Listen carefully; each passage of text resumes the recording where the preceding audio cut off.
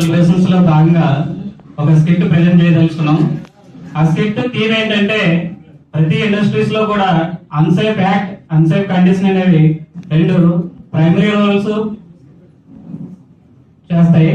వాటి యొక్క ఇంపార్టెన్స్, దాని ఇంపాక్ట్ ఏంటనేది మేము ఈ స్కిట్ లో మీకు చూపించదలుచుకున్నాం. మేము టీమ్ ఆఫ్ సైడ్స్ నుంచి వచ్చామండి. Thank you.